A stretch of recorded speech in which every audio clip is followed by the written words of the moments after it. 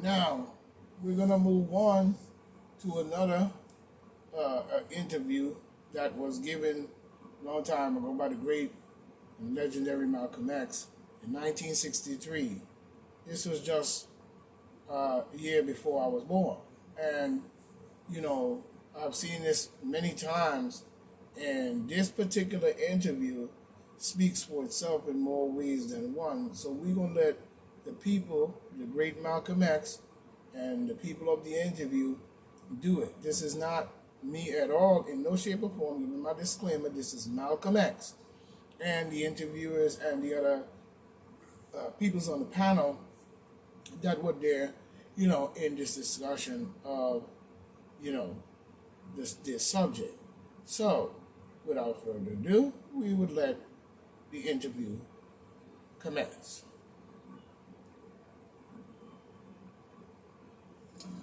Today, in our discussion of minority groups, we have with us two guests. One is Minister Malcolm X. Shabazz, one of the top leaders of the Nation of Islam, or the so-called Black Muslims. And we also have Mr. Herman Blake, one of the teaching assistants in the course. We will discuss today some of the goals and some of the strategies of the Nation of Islam. And I wonder if Mr. Blake might start it off by asking Mr. Shabazz a question.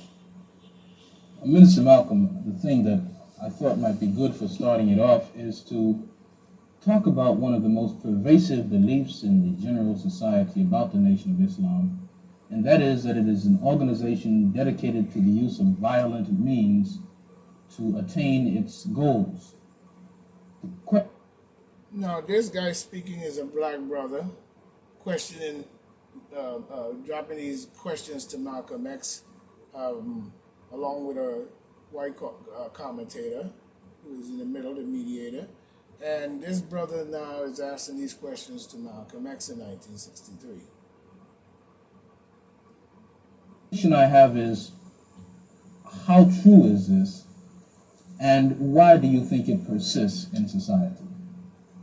Well, this is the Malcolm. Muslims who have accepted the religion of Islam and follow the religious guidance of the Honorable Elijah Muhammad have never bombed any churches, have never murdered any little girls, as was done in Birmingham, have never lynched anybody, have never at any time been guilty of initiating any aggressive acts of violence during the entire 33 years or more that the Honorable Elijah Muhammad has been teaching us.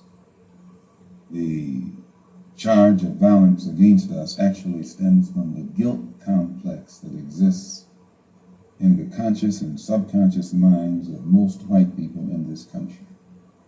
They know that they've been violent in their brutality against Negroes. And they feel that someday the Negro is going to wake up and try and do unto them as they have do unto the whites as the whites have done unto us. We are a violent group. We are taught by the Honorable Elijah Muhammad to obey the law, to respect everyone who respects us. We're taught to display courtesy, to be polite. But we're also taught that at any time anyone in any way inflicts or seeks to inflict violence upon us, we are within our religious rights to retaliate in self-defense to the maximum degree of our ability. We never initiate any violence upon anyone, but if anyone attacks us, we reserve the right to defend ourselves. So to accuse us of being violent is like accusing a man who is being lynched, who is being hung on a tree, simply because he struggles vigorously against his lyncher. The victim is accused of violence, but the lyncher is never accused of violence. And I only point this out because the various racist groups that are set up in this country by whites and who have actually practiced violence against blacks for 400 years are never associated or identified or made synonymous with the term violence. The whites speak of Muslims almost synonymously with violence. Whenever Muslims are mentioned by them, violence is brought up. But it's not connected with any other group. This is a sort of a propaganda tactic, or what I would call psychological warfare, to in some way make the image of the Muslims in this country be a violent image rather than a religious image. I'd like to ask a question in that regard. What's interesting is that members of the Nation of Islam have not used violence even when black Americans were attacked. How do you account for this? Does this in any way contradict some of the basic premises of your movement? I don't know how you mean. Well, you maintain, for example, that you will not, or that you should not use violence unless you are attacked by the white man.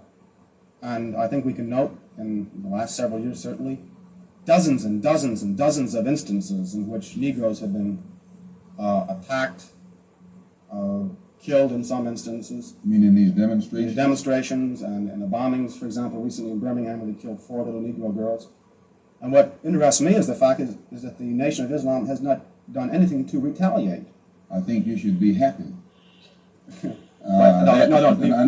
important thing is, does your lack of action contradict any of your basic principles? I'll explain it. You should be happy that Muslims who follow the Honorable Elijah Muhammad, number one, don't believe in any form of integration, and and believe that every mention of the word integration by whites, whether it be from the mouth of Kennedy on down to the mouth of the lowest, raggediest white liberal in the street who is beatnik-like involving himself in these integration efforts, if we believed in it, we would integrate, and we would fight anybody who got in our way or made any effort whatsoever to stop us from integrating. If we really believed that the law of the land, the Supreme Court, and other so-called judicial bodies were for real when they talked about integration, we would integrate. And knowing that the law was on our side, and any effort we made to demonstrate toward integration, why, we would know the law should be on our side, if it's the law of the land. If it is the law of the land, then the demonstrators are within the law, and the discriminators are against the law. But to show you the hypocrisy of the law, when Negroes demonstrate for integration, instead of arresting the discriminators, the law arrests the demonstrators. So this is a foolish move on the part of Negroes. And when you foolishly get yourself involved with an enemy, then whatever comes upon you, that's your business. As Muslims, we believe that separation is the best way and the only sensible way, not integration. And but on the other hand, when we see our people being brutalized by white bigots, white racists, we think that they are foolish to allow themselves to be beaten and brutalized and do nothing whatsoever to protect themselves. They are foolish. They should have the right to defend themselves against any attack made against them by anyone. If a dog is biting a black man, the black man should kill the dog. Whether the dog is a police dog, a hound dog, or any kind of dog. If a dog is sick on a black man, when that black man is doing nothing but trying to take advantage of what the government says is supposed to be his, then that black man should kill that dog or any two-legged dog who sicks the dog on it. Should other black men help that particular person who was attacked? I think you'll find, sir, that there will come a time when black people wake up and become intellectually independent enough to think for themselves, as other humans are intellectually independent enough to think for themselves. Then the black man will think like a black man, and he will feel for other black people. And this new thinking and feeling will cause black people to stick together. And then at that point, you'll have a situation where when you attack one black man, you are attacking all black men. And this type of black thinking will cause all black people to stick together. And this type of thinking also will bring an end to the brutality inflicted upon black people by white people. And it is the only thing that will bring an end to it. No federal court, state court, or city court will bring an end to it. It's something that the black man has to bring an end to himself. Minister Malcolm, let me, on the basis of your two remarks, ask a double-pronged question. One, is it then your assertion that the laws with respect to how Negroes are supposed to have equal opportunity and equal rights in this country are not meaningful or believed by whites? And secondly, what is your opinion and attitude toward the civil rights movement in general, and particularly the Reverend Martin Luther King and his philosophy of nonviolent direct action? If the white people really passed meaningful laws, it would not be necessary to pass any more laws. There are already enough laws on the law books to protect an American citizen. You only need additional laws when you're dealing with someone who's not regarded as an American citizen.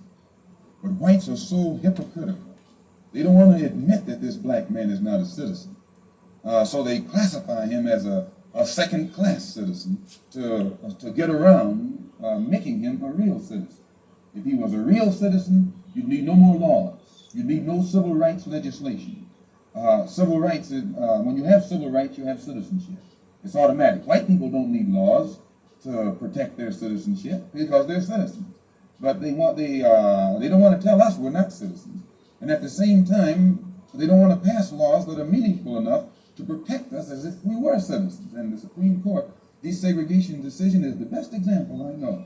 That's a law from the Supreme Court. 10 years have gone by. No desegregated schools.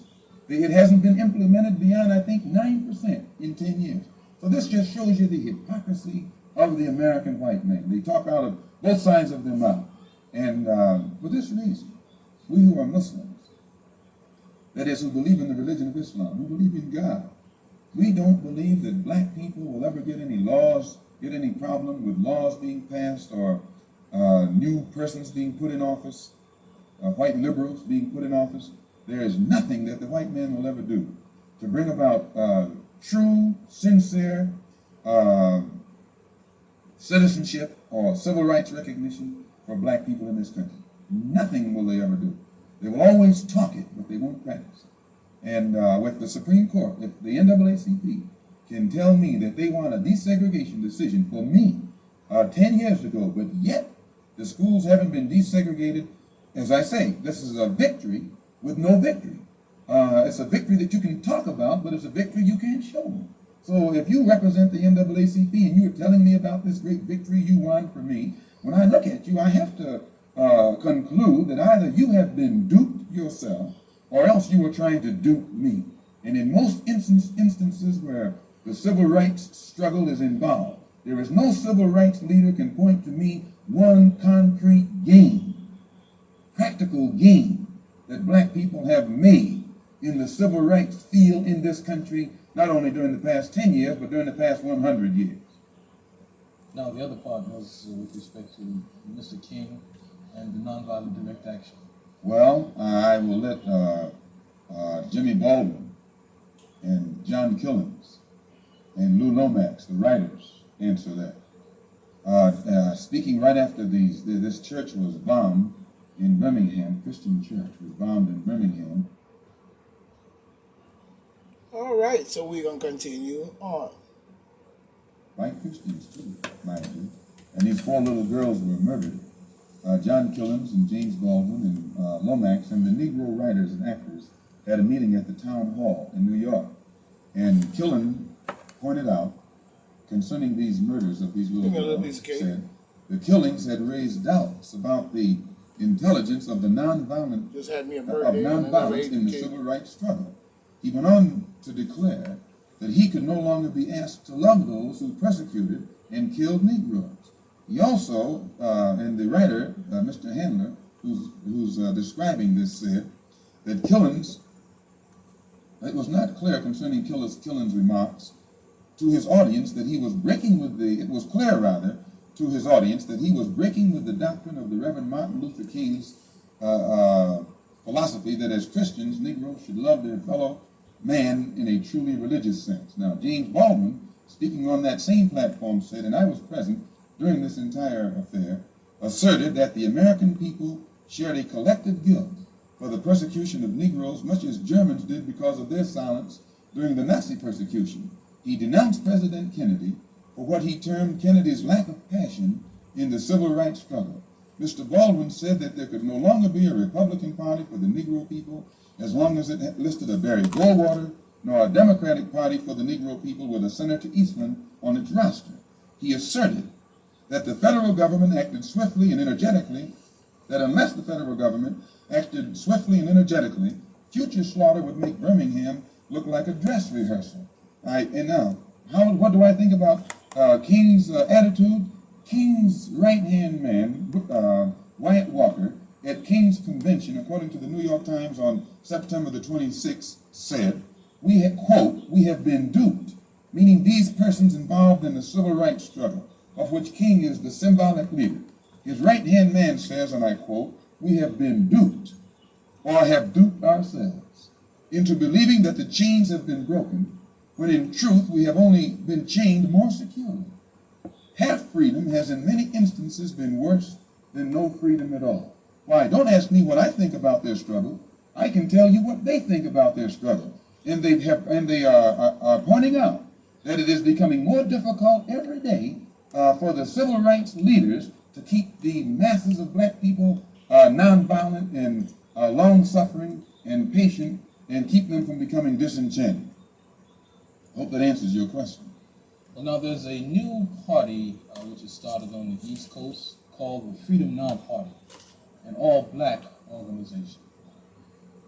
Would you comment upon this and also upon the possibility that the Nation of Islam might begin to turn some of its attention to the political arena in view of the fact that it is in the political arena that Negroes have not been able to in any way get justice, as has been pointed out in your previous statement? I'm not familiar with the Freedom Now Party. I'm not too familiar with politics, period, only that in the sense that white politicians have usually been very hypocritical where the so-called Negroes are concerned. So I'm a bit disenchanted with politicians and politics. The Honorable Elijah Muhammad is a religious man, and his teaching is religious, and his solutions are religious. The Freedom Now Party, from what I understand, is headed by a man named, a lawyer named Conrad Lynn. I know him and probably means well. Before passing an opinion on what it is he's trying to do, I would like to analyze it and see who's subsidizing him, see who his friends are, especially who his white friends are. And after a careful analysis, if I could conclude that there was no white support, I would be inclined to have confidence in it. But if I saw him leaning too heavily upon his white liberal friends for support, then I'd be suspicious of that too. The Muslims, in my opinion, represent an all-black party. And the Honorable Elijah Muhammad pointed out at before 10,000 in Philadelphia on September the 29th at a rally that we were having, that in 1964, the black people should band together and do something about selecting and electing representatives, black representatives, politically, who have the rights and the best interests of the black people at heart.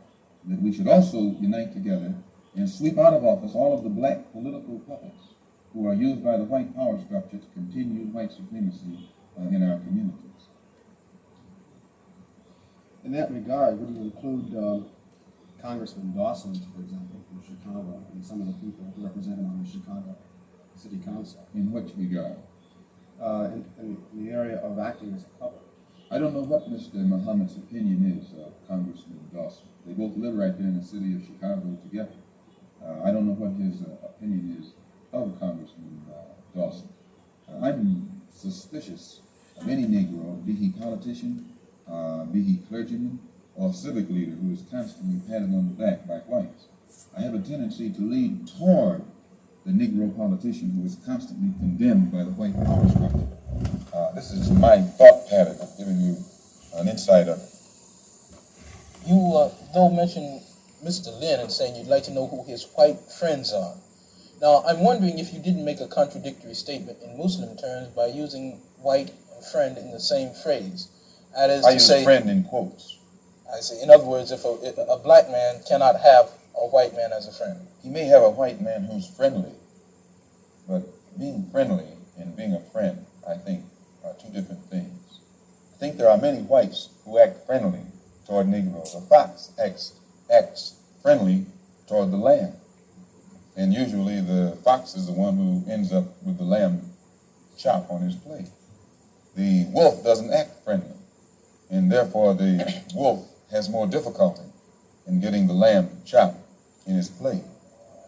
I'd like to point out, though, that I say that because it is usually if you study the structure of the Negro community, economically, politically, civically, psychologically, and otherwise, it's controlled by the white liberal, who usually poses as the friend of the Negro, who actually differs from the white conservative in the same way that the fox differs from the wolf.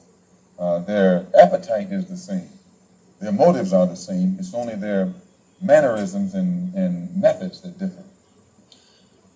I would agree that no doubt there have been a large number of whites who have posed as liberals and as friends of the Negro and who have time and again betrayed the Negro. On the other hand, I think one could point to a large number of whites who have struggled for civil rights, for equality, and have got little or nothing out of it, other than quite a few bruises. Give me an example. Well, the large number of white students who have gone into the South, for example, working for SNCC and other organizations. Not working for SNCC or other organizations, but working for the white political machines who benefit by the voting efforts of Negroes. Okay, I'll be more specific. I would cite Herbert Hill, for example, as a kind of person who has championed Negro job rights, for example, in New York City and elsewhere. He has fought the political machine. First time I met Herbert Hill personally was when they were picketing to stop the working on the Harlem Hospital in Harlem. Negroes for 10 years had to fight the city to get an annex built on the Harlem Hospital. Because in Harlem we need a hospital more so than anything else. Our people are sick. Plus we do a lot of cutting and shooting of each other, though we profess to be nonviolent. And Herbert Hill brought his forces out and stopped the working on that site. This is the first time I ever saw him. Then when work was brought to a halt on a hospital in Harlem, the same Negroes tried to stop the work at the Downstate Medical Center in Brooklyn, which is predominantly white. They were out there for 3 months during the summer. Couldn't stop anything. And I never saw Herbert Hill out there one time. Now, whenever it takes a stoppage of something that's going to affect the white man, you find the white liberal absent. But when it involves something that primarily will affect the best interests of black people, and black people only, then that white liberal is present. Herbert Hill is the labor secretary for the NAACP. And if he was interested in black people, he would prepare a black man with the type of knowledge and understanding of the labor troubles involving black people that would enable a black man to sit in the same position as Secretary of Labor or Labor Secretary in the NAACP. I'm suspicious of whites who join Negroes and always have to be in the lead, who always have to be the head, who always have to be at the top in Negro organizations. Those whites who really have the interest of blacks at heart, let them give some advice to some Negroes and stand on the sideline. But don't join the organization and then get at the head of it and pose as a friend of Negroes. Well, I would defend his sincerity and his commitment.